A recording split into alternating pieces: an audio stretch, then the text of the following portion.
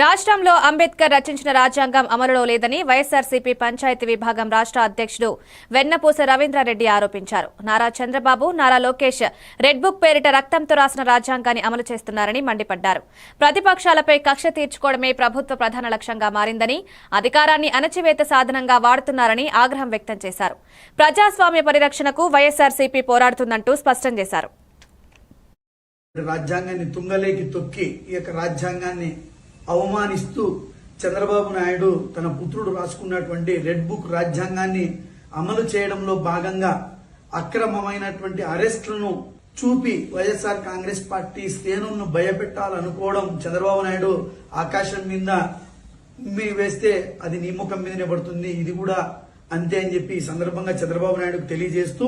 వైఎస్ఆర్ కాంగ్రెస్ పార్టీని భయభ్రాంతులు చేయాలనుకోవడం, నాయకుల్ని భయభ్రాంతులు చేయాలనుకోవడం నీ మూర్ఖత్వానికి నిదర్శనం. నువ్వు ఎంత అనగదొక్కేటువంటి ప్రయత్నం చేస్తే ఈ రాష్ట్రంలో ఉన్నటువంటి ప్రతి ఒక్క వైఎస్ఆర్ కాంగ్రెస్ పార్టీ కూడా అంతకంత రెట్టింపు ఉత్సాహంతో, ఎట్లయితే బాల్ గోడ కుడితే ఆ బాల్ అంతే వేగంతో ఎలా అయితే ఎనికి వస్తుందో అంతే వేగంతో, అంతే ఉత్సాహంతో, అంతే కసితో వైఎస్ఆర్ కాంగ్రెస్ పార్టీ మేము ఇంకా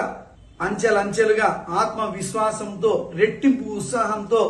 నీవు చేసేటువంటి, నీ ప్రభుత్వం చేస్తున్నటువంటి ఇక అరాచకాలను, నీవు సంక్షేమాన్ని తుంగలోకి తొక్కి అవినీతికి ఈరోజు పెద్దపీట వేశావో ఇవన్నిటిని కూడా ప్రజల్లోకి పెద్ద ఎత్తున తీసుకెళ్లి నీకు రాబోయే రోజుల్లో వైఎస్ఆర్ కాంగ్రెస్ పార్టీ అంటే ఏందో